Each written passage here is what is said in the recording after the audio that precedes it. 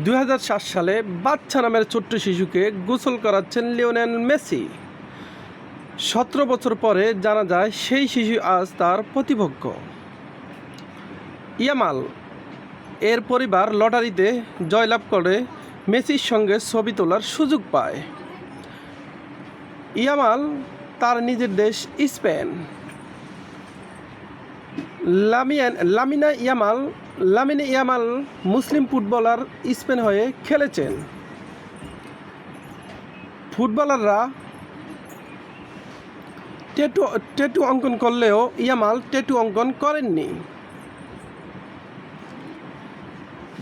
দুই প্রজন্মের দুই সুপারস্টার মুখোমুখি হবে ফুটবল ফাইনাল খেলার ম্যাচে, যার জার্সি নম্বর 19 এবং জার্সি নম্বর 10।